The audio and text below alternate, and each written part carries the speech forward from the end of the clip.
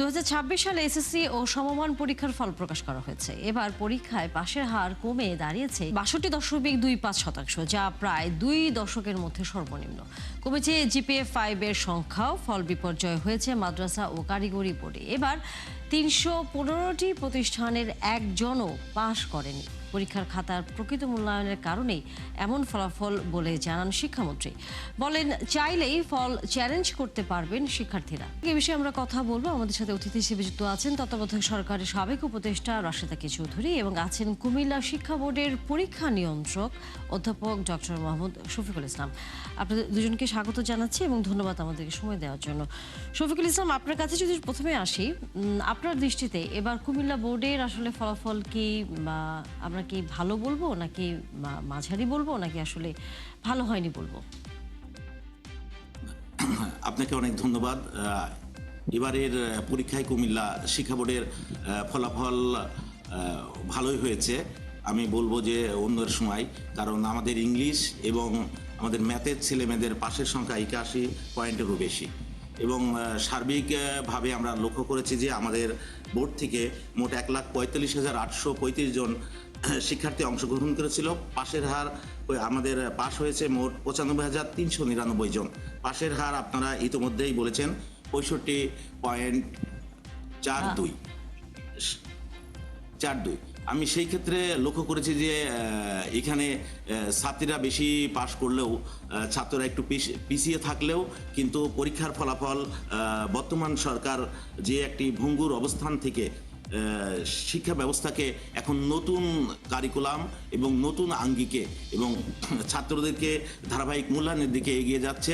যদি আগামী দিন এই বিষয়গুলো যদি অ্যাপ্রোচ হয় আমাদের শিক্ষা ব্যবস্থায়, তাহলে আমার মনে হয় আগামী দিন কুমিল্লার শিক্ষা বোর্ড আরও ভালো ফল করবে। আপনি বলছিলেন যে মেয়েরা এবার এগিয়ে আছে, ছেলেরা পিছিয়ে আছে। এটা আমরা আসলে গত কয়েক বছরই দেখেছি, কিন্তু কেন হচ্ছে ছেলেরা পারছে না, এই প্রশ্নটা আপনার কাছে আমি রেখে একটু আসতে চাই আমাদের আরেকজন অতিথির কাছে। রাশেদা কে চৌধুরী, মাননীয় সাবেক উপদেষ্টা, তিনি অনেকদিন ধরে শিক্ষা ব্যবস্থা নিয়ে কাজ করছেন। আপনার দৃষ্টিতে কি মনে হয়? কারণ গণমাধ্যমগুলো একটি বিশ্লেষণ করছে যে 19 বছরের ভেতরে বাংলাদেশের এবার এসএসসি পরীক্ষার ফলাফলের হারটি সর্বনিম্ন। ধন্যবাদ, সালাম, শুভেচ্ছা। বিশেষ করে কুমিল্লা বোর্ডের যিনি আছেন তাকে শুভেচ্ছা জানাচ্ছি, দর্শক শ্রোতাদের শুভেচ্ছা। শুরুতেই বলা দরকার যে যারা পাশ করেছে তাদেরকে অভিনন্দন, তারা কষ্ট করেছে, পড়ালেখা করেছে। আর দ্বিতীয় হলো যারা, আমি ঠিক ফেলও বলবো না, অকৃতকার্য হয়েছে বলে উঠে আসতে পারেনি, তাদের জন্য কিন্তু সারা জীবনটাই পড়ে আছে। এটাই শেষ কথা নয়। এই কথাটা বলে শুরু করি। একটি হলো যে এই পরীক্ষার ফলাফলের উপরে এবার যেটা হয়েছে, আমরা তো আসলে সেই করোনার অভিঘাত থেকে মুক্ত হতে পারিনি। এরা কিন্তু ক্লাস 5-এ পড়ছিল তখন। তারা কিন্তু এই যে করোনার অভিঘাতটা, অটো প্রমোশনের ধাক্কা, সবকিছু কিন্তু এর উপরে এসছে আমাদের শিক্ষার্থীদের উপরে। এবং যেটা হয়েছে, তারা অস্থির। আমাদের শিক্ষাঙ্গনে যে অস্থিরতা গত 2 বছর ধরে, এই সরকারি বেসরকারি প্রাথমিক থেকে একদম উচ্চ শিক্ষা পর্যন্ত, তারপরে আমাদের যে গণ অভ্যুত্থান ঘটে গেল, সেটা কিন্তু এই বয়সী শিক্ষার্থীদেরকে মানসিক স্বাস্থ্যের উপরে অনেক প্রভাব ফেলেছে। সেগুলো হচ্ছে যে অন্যান্য কারণ, যেগুলো তারা ভালো করতে পারে নাই যারা, কিন্তু যারা ভালো করেছে তারা, তাদের মূল্যায়ন যেটুকুই হয়েছে আমাদের জানা মতে খুবই ভালো হয়েছে। আপনারাও রিপোর্ট করেছেন, কোনো নকলবাজি ছিল না, ইত্যাদি ইত্যাদি। সঠিকভাবে মূল্যায়নটা হয়েছে বলে মনে করি। এর আগে এই যে বলা হতো গ্রেস দেয়া হোক, অথবা আচ্ছা একটু পাশ করিয়ে দিলে কি হয়, ইত্যাদি ইত্যাদি, এবার আমাদের আর শুনতে হয়নি। এবার আমি মনে করি এটাই প্রকৃত চিত্র। শিক্ষা পরিবারের একজন হিসেবে বলতেই পারি, অনেক বছর ধরে আমরা দেখে আসছি মানে অতি মূল্যায়ন আর এই যে নতুন মূল্যায়ন, যেটার মধ্যে আবার পুনর্মূল্যায়নের কথাও এসছে, ওনারা অনুমতি দেবেন পুনর্মূল্যায়ন করার জন্য। কিন্তু এটার জন্য আমাদেরকে ভাবতে হবে যে আগামীতে কি করা। কারণ এই শিক্ষার্থী যারা অকৃতকার্য হলো, তাদের জন্য আমরা কি করব? আপনারা তো খবরে বললেন 315টা স্কুল কেউ পাশ করেনি।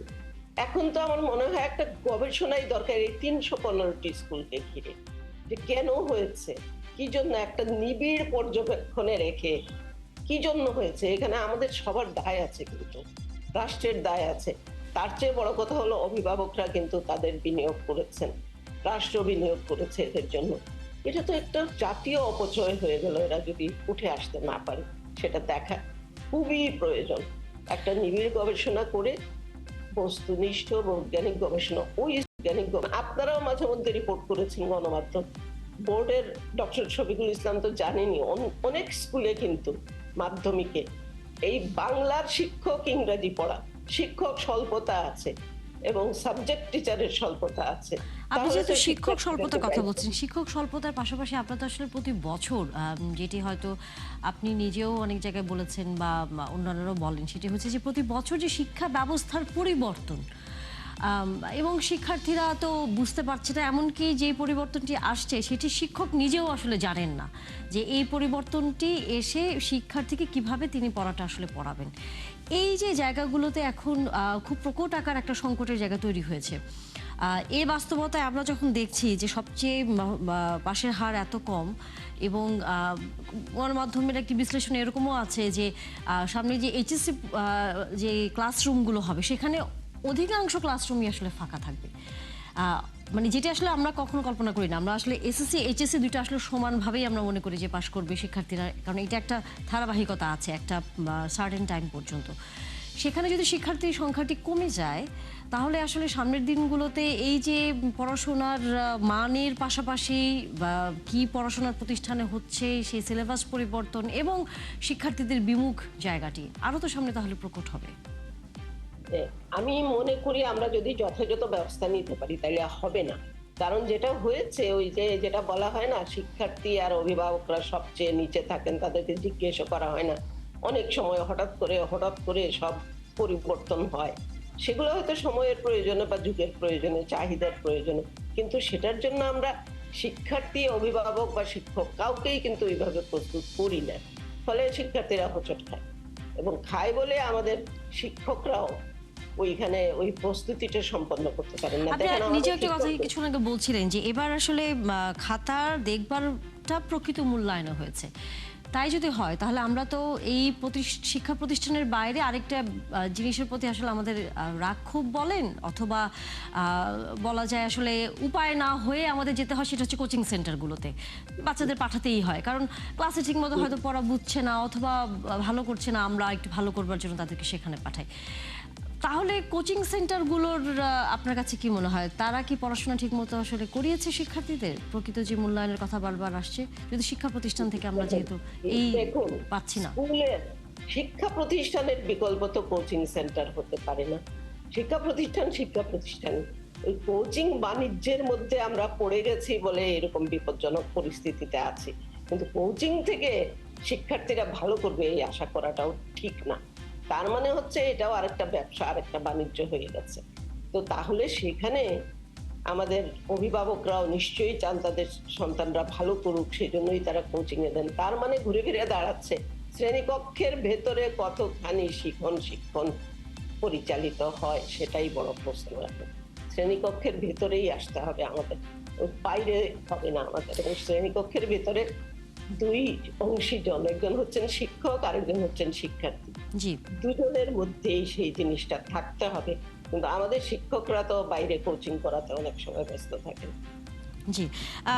শফিকুল ইসলাম, আপনার কাছে যদি এই বিষয়টা আসতে চাই, সেটি হচ্ছে যে শিক্ষা প্রতিষ্ঠানগুলোতে কেন আমরা হচ্ছে বারবারই প্রতি বছর ফলাফলের মাধ্যমেই হোক অথবা কোনো ঘটনার মাধ্যমে বা গণমাধ্যমে কোচিং বাণিজ্য থেকে শুরু করে শিক্ষা প্রতিষ্ঠানে ঠিকমতো পড়াশোনা হচ্ছে না, এগুলো নিয়ে আলোচনা করার সময় তো আসলে এই বিষয়টিই এক নম্বরে থাকে যে শিক্ষা প্রতিষ্ঠানেই মূল আসলে শিক্ষার্থীদের জন্য শিক্ষা নেবার এই জায়গাটাতে আমরা বারবারই অবহেলা কেন দেখি, বা যারা এই কাজটা করে যাচ্ছেন তাদের বিরুদ্ধে আমরা কঠোরভাবে সরকারকে অবস্থান নিতে দেখি না কেন? আসলে শুভঙ্করের ফাঁকিটা কোথায়? আসসালামু আলাইকুম। আমাদের রাশিদা ম্যাম খুব সুন্দরভাবেই বলেছেন যে বিগত দিনের যে শিক্ষা ব্যবস্থা ছিল সেখানে যে শিক্ষার যে পরিবেশ থেকে অনেকগুলো প্যান্ডামিক থেকে অনেকগুলো কথা উনি বললেন। তা সেই কম্পোনেন্টগুলো থেকে কিন্তু বর্তমান সরকারের উনি প্রশংসাই করলেন যে আমাদের পরীক্ষা পদ্ধতি, খাতা মূল্যায়ন পদ্ধতি এবং পরীক্ষা নেওয়ার ক্ষেত্রে এবং ফলের যে বিষয়গুলো, সেই বিষয়গুলো কিন্তু উনি খুব সুন্দরভাবে বলেছেন যে এই সরকার খুব ভালোভাবে উন্নীত হতে পেরেছেন। আমিও তাই মনে করছি। আপনি যে প্রশ্ন আমাকে প্রথম করেছিলেন সেই প্রশ্নটার উত্তর দিয়ে দ্বিতীয় প্রশ্নের দিকে আমি একটু যাব। প্রথম আমাকে বলেছিলেন যে আসলে যে প্রশ্নটা রেখে গিয়েছিলেন সেটা হচ্ছে যে ছাত্রের চেয়ে ছাত্রীর সংখ্যা বেশি হচ্ছে এবং ছাত্ররা কেন ঝরে পড়ছে। আমি অল্প একটু ইন্টারাপ্ট করবো এ বিষয়ে। সেটা হচ্ছে যে আমাদের বোর্ডের কথা যদি বলি এবং অন্যান্য বোর্ডের শিক্ষা ব্যবস্থার দিকে এবং আজকে রেজাল্টের কথা যদি বলি, তাহলে বলবো যে আমাদের বোর্ডে মোট ছাত্র এবারের পরীক্ষায় অংশগ্রহণ করেছিল 58,825 জন এবং ছাত্রী 87,010 জন। কিন্তু দেখা যাচ্ছে যে 58,000-এর মধ্যে ছাত্র পাশ করেছে 37,203 জন এবং ছাত্রী 58,196 জন। তাই এর মূল কারণ হচ্ছে যে আমাদের একটি পেন্ডামিক গিয়েছে, তারপরে অটো পাস গিয়েছে। আসলে ওই ছাত্রগুলো যে পরীক্ষায় অংশগ্রহণ করেছেন এই সরকারের অনেকগুলো নিবিড় পরিচর্যার মধ্য দিয়ে এবং অনেকগুলো পদ্ধতি বর্তমান আমাদের শিক্ষামন্ত্রী এবং আমাদের সরকারের যে আন্তরিক প্রচেষ্টায় সেগুলোকে কিন্তু উন্নীত করে ছাত্ররা অনেক ভালো মাপের পরীক্ষার মধ্য দিয়ে ভালো মাপের ফল করতে পেরেছে। কিন্তু আমাদের শিক্ষা ব্যবস্থায় যেগুলো আমাদের সরকার এবং আমাদের মাননীয় মন্ত্রী মহোদয় বলেছেন যে শিক্ষা ব্যবস্থার সাথে আমাদের পরিবেশ বান্ধব এবং কারিকুলাম যোগ করতে হবে যাতে শিক্ষা বান্ধব হয় এবং কর্মমুখী শিক্ষার দিকে হলে আমাদের দেশে যেমন কর্মসংস্থান সৃষ্টি হবে, বাইরেও ওরকম কর্মসংস্থান ছাত্ররা যেতে পারবে। যেহেতু ছেলেরা এখানে বিভিন্ন সামাজিক অবস্থার মধ্য দিয়ে তারা যায় লেখাপড়ার দিকে এবং তাদের সাংসারিক পারিবারিক দিক দিয়ে তারা চিন্তা করে যে অল্প কিছু পড়েই যদি কারিগরি শিক্ষা যা নিতে পারি বা যে শিক্ষা আছে, অদক্ষ কর্মচারী হলেও বিদেশে যেতে পারলে একটি রেমিটেন্স আমাদের দেশে পাঠাতে পারবো এবং আমাদের পরিবার সংসার স্বাচ্ছন্দ্য। এই জন্যই ছাত্ররা, এই একটি কারণের জন্যই ছাত্ররা অনেকেই বিদেশে পাড়ি জমাচ্ছে, যার ফলে তাদের সংখ্যা কমে যাচ্ছে। তাছাড়াও ম্যাডাম অনেকগুলো কথা বলেছেন যে বিভিন্ন গণ আন্দোলন, বিভিন্ন ক্ষেত্রে ছাত্ররা জড়িয়ে যায়, ওই ক্ষেত্রে তারা ওদিক থেকে আবার ফিরে আসতেও পারে না। অর্থনৈতিক বিষয় ওইখানে জড়িত আছে। এখন সময় কম, এত কিছু আমি আপনাকে অ্যাড করতে পারছি না। তবে আর দ্বিতীয় যে প্রশ্নটা করেছেন সেটা হচ্ছে যে কোচিং সেন্টারগুলো। কোচিং সেন্টারের নীতিমালা আসলে আমাদের সরকার কিন্তু আগে পরীক্ষার আগে এটা বন্ধ করার কথা বলেছিলেন এবং সে অবস্থায় কিন্তু বন্ধ হয়েছিল। এখন আমাদের ক্লাসে শ্রেণীতে শিক্ষকদের একটা মূল্যায়ন থাকতে হবে। আমাদের মাননীয় শিক্ষামন্ত্রী বলেছিলেন যে একজন এই ক্লাসের ছেলে 2 দিন আগেই একটা পদে গিয়ে এখন ছাত্রকে সে উপরে বসে থাকে মঞ্চের টিচারই বা তাকে ছালামও দেন না। তাহলে এই বিষয়গুলো আমাদের নৈতিকতার যে বিষয়টা সেটা উঠে আসতে হবে। শিক্ষকদের মর্যাদা বাড়াতে হবে। শিক্ষকদের শ্রেণী ক্লাসের তাদের অবকাঠামোগত থাকার জন্য যেখানে পোস্টিং হবে সেখানে যাতে থাকতে পারে, তার ছেলেমেয়েকে ভালো প্রতিষ্ঠানে পড়াতে পারে, সেগুলোর দিকেও কিন্তু নজর দিতে হবে। এবং আমাদের যে ক্রমবর্ধমান বেকার সমস্যা, যারা ছাত্ররা কোনো কর্মসংস্থান করতে পারছে না, তারা অন্তত কোচিং সেন্টারের দিকে এগিয়ে যাচ্ছে এবং কোচিং সেন্টার উদ্বুদ্ধকরণ করছে মানুষকে। এই জন্য আমাদের ট্রেনি শিক্ষক দরকার, শ্রেণীতে দরকার ভালো মাপের ছোটবেলা থেকে। আমরা কেন তাহলে শিক্ষক তৈরি করতে পারছি না? আপনি তো বারবার শিক্ষকের মানের কথা বলছেন, কিন্তু ভালো শিক্ষক আমরা কেন তৈরি করতে পারছি না? ভালো শিক্ষক তৈরির যে কম্পোনেন্টগুলো, যে কোয়ালিটি এডুকেশনের কথা আমাদের সরকার বারেবারেই বলছেন এবং আমাদের শিক্ষামন্ত্রী ওটা, সেই কোয়ালিটি এডুকেশনের যে কম্পোনেন্টগুলো আছে সেগুলো পূরণ করার জন্য যা যা প্রয়োজন সেইগুলো কিন্তু আমাদের দরকার। কিন্তু সে বিষয়গুলো আমাদের যদি অ্যাড করতে পারি, যেটা সরকার চেষ্টা করছেন, মাননীয় শিক্ষামন্ত্রী চেষ্টা করছেন, সেই বিষয়গুলো যদি আমরা অ্যাড করতে পারি তাহলে সেই কোয়ালিটি সম্পন্ন শিক্ষকদের আমরা শ্রেণীকক্ষে ফিরিয়ে নিয়ে যেতে পারবো এবং রাজনৈতিক অস্থিরতা আছে সেটা কিন্তু আমাদের অনেকটা দূরত্ব কমিয়ে আনতে হবে ওদিক থেকে। এবং আমাদের উপরে যারা আছেন, যারা শিক্ষা ব্যবস্থাকে নিয়ন্ত্রণ করছেন, তাদেরও সেই সব বিষয়গুলোকে। সেই জায়গায় কি আপনি মনে করেন না যে আমরা তো আসলে দিন শেষে এমন একটা দেশে বাস করি যেখানে সকল প্রতিষ্ঠানেই আসলে রাজনীতির ভিতর ঢুকে যায় এবং শিক্ষকদেরও তো আমরা দিন শেষে আসলে দেখেছি যে সেরকমই কোনো রাজনীতির প্ল্যাটফর্মে আসলে দাঁড়িয়ে যেতে, তখন তারা সুবিধা নিতে পারেন। আর বাকি যে সাধারণ শিক্ষকরা রয়েছে, গ্রামের যে শিক্ষক রয়েছেন, তারা শহরে আসতে পারেন না বা কোনো প্ল্যাটফর্মে যদি আসতে না পারে তাহলে তারা অবহেলার মধ্যেই থেকে যায়। সেই জায়গায় আমি ছাত্রছাত্রীদের শিক্ষার মান বাড়াচ্ছি, আমি তাদের পড়াশোনার জন্য নতুন কারিকুলাম তৈরি করছি, কিন্তু শিক্ষকদের এই যে রাজনীতিকরণের ভেতরে নিয়ে যাওয়া, সেটি তো আসলে নিশ্চয়ই বাদ দেওয়াটা প্রধান। আপনার কাছে কি মনে হয়? আচ্ছা, আপনি সেটা বলতে চাই, আমি রাজনীতি নিয়ে কিছু বলতে চাই না, কারণ জি, আচ্ছা, তাহলে আমি একটু রাশেদা চৌধুরী ওনার কাছে এই প্রশ্নটা রাখতেই চাই, ওনার কাছে যেহেতু তিনি প্রশ্নটা একটা করেন, সময় আমি রাজনীতির সরকারের কোনো একটি দিকটা অংশ নিয়ে ছিলেন। কোনো জি, আচ্ছা, আপনাকে ধন্যবাদ। আপনি জি, রাশেদা চৌধুরী। জি, একটা বিষয় তো এখানে আপনারাও বলেছেন, আমরাও দীর্ঘদিন ধরে দেখেছি, এবং যেটা শফিকুল ইসলাম সাহেব বললেন যে শিক্ষকদের বেতন ভাতা মর্যাদা, তিনটা বিষয়ই আমরা কিন্তু তেমন করে করতে পারিনি এত বছরে। এখন সেটা আমাদের চিন্তা ভাবনার মধ্যে আসছে, অনেকদিন ধরে কথা বলা হচ্ছে, এটা হবে আশা করছি। কিন্তু শিক্ষকরা যদি রাজনীতি, মানে আমি রাজনীতি সবাই করেন, কিন্তু দলীয় রাজনীতির মধ্যে যখন ঢুকে যান তারা, তখন কিন্তু ওই শিক্ষাঙ্গনটার মানে আমি বলবো একদম নষ্টই হয়ে যায়। কারণ রাজনীতি, দলীয় রাজনীতি করলে তো শ্রেণীকক্ষে ওইটাই তাদের বড় বিষয় হয়ে যাবে, তাদের প্রমোশন, তাদের বেতন ভাতা মর্যাদা সব। কাজে এখানে কিন্তু আরেকটা বিষয় আছে, যেটা হলো ওই যে স্কুল ম্যানেজিং কমিটিগুলো যারা আছেন, তারাও কিন্তু এখানে জড়িত হয়ে যান। মহামান্য আদালতের একটি নির্দেশনা কিন্তু আছে যে স্কুল ম্যানেজিং কমিটির কেউ রাজনৈতিক বিবেচনায় আসতে পারবেন না, বিশেষ করে স্কুল ম্যানেজিং কমিটির চেয়ার। কিন্তু এগুলো যথাযথভাবে মানা হচ্ছে কিনা সেটা তো দেখার প্রয়োজন আছে।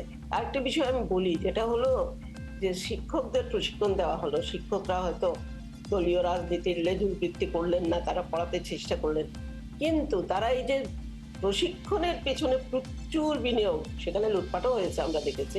তো সেই শিক্ষকরা শ্রেণীকক্ষে সেই প্রশিক্ষণটা কতটুকু ব্যবহার করছেন, কতটুকু তাদের কাজে লাগছে বা শিক্ষার্থীদের কাজে লাগছে, সেখানে তো মনিটরিং এর দুর্বলতা আমাদের কখন। আমাদের নীতি আছে, আমাদের পদ্ধতি আছে, ব্যবস্থা আছে, সবকিছু আছে, কিন্তু মনিটরিং এর দুর্বলতার কারণে অনেক সময় আমরা অনেক পিছিয়ে যাই। ওই জায়গাটাতে তো নিয়মিত মনিটরিং করার দায়িত্ব আছে, কিন্তু সেটাও এত স্কুল, এবং এটা বলতে বাধ্য হচ্ছি, বাংলাদেশের শিক্ষা ব্যবস্থা কিন্তু উন্নয়নশীল দেশের বহু দেশের জনসংখ্যার চেয়েও বেশি। আমাদের যে শিক্ষক শিক্ষার্থী মিলিয়ে এটা বিশাল একটা শিক্ষা ব্যবস্থা, সেটাকে মানে ম্যানেজ করা, এখানে খালি শিক্ষা ব্যবস্থা না, শিক্ষা ব্যবস্থা এবং ব্যবস্থাপনা দুটোই আমাদের কাছে অত্যন্ত গুরুত্বপূর্ণ। এবং সেখানে তো তথ্য উপাত্তের একটা বিষয় আছে। আমরা তো ঢালাও ভাবে বলে দিচ্ছি আচ্ছা ঠিক আছে শিক্ষকরা রাজনীতিতে ঢুকে গেছে, কিন্তু সেই তথ্য উপাত্ত আছে আমাদের কাছে নেই, আমরা সঠিক করে তো বলতে পারি না। আমি একজন গবেষক হিসাবে বলছি, এই যে আমরা বারবার চুলচেরা বিশ্লেষণ করছি, চ্যালেঞ্জ করছি, এবারে মানে শিক্ষা মন্ত্রণালয় অনেক কিছু চেষ্টা করেছে যাতে দুর্নীতি না হয়, অনেক কিছু করেছে, মূল্যায়নের ক্ষেত্রেও তারা কড়াকড়ি করেছেন মনে হয়, খুব কড়াকড়ি, কিন্তু তারপরেও আমরা যদি আমাদের শিক্ষার্থীদেরকে সঠিকভাবে মূল্যায়ন করতে পারি, সেটা তো বিষয় না, সেটা আসলে হলো সঠিকভাবে মূল্যায়ন না করলে, দেখেন আগের বছরগুলোর কথা বলি, যখন ঢালাও ভাবে মার্ক দেওয়া হতো, তখন কিন্তু এরাই আমাদের এই ঢাকা বিশ্ববিদ্যালয়ে ঢুকতে গিয়ে 3% পারত মাত্র। তাহলে কি দাঁড়ালো? এত কিছু মূল্যায়ন, এত কিছু করার পরেও যদি ঢাকা বিশ্ববিদ্যালয়ে ভর্তি হওয়ার জন্য যদি মাত্র 3% কৃতকার্য হতো এই যে জিপিএ 5-এর ছড়াছড়ির মধ্যে, তাহলে কি দাঁড়ায়? শিক্ষার মান ওখানেই আমাদের ঘুরে ফিরে আসতে হবে। সেটি আপনি যেভাবে আসলে বলছিলেন, দিন শেষে আমরা চাই যে শিক্ষকের পাশাপাশি শিক্ষার্থীরাও আসলে যাতে শিক্ষা ব্যবস্থার যে সুফলটি, আপনারাও যেই দেশ গঠনের জন্য একজন সুশিক্ষিত নাগরিক গড়বার যে লড়াই আছেন, সেটি আসলে সফলই আমরা করতে চাই। শুধু সংখ্যায় নয় যে জিপিএ 5 পাওয়া অথবা A+ পেয়ে সে বেরিয়ে গেল, বিষয়টা আসলে সেখানেই যেন না থাকে। আলোচনা শেষ করতে হচ্ছে। অনেক ধন্যবাদ আপনাদের দুজনকে যুক্ত হয়েছিলেন। আবারও নিশ্চয়ই কথা হবে অন্য কোনো বিষয় নিয়ে। দর্শক, এই ছিল আজকের সংবাদযোগে। আগামীকাল ঠিক রাত 10টায় আবারও দেখা হবে নতুন কোনো বিষয় ও তার বিস্তারিত নিয়ে। থাকবেন একাত্তরের সাথে।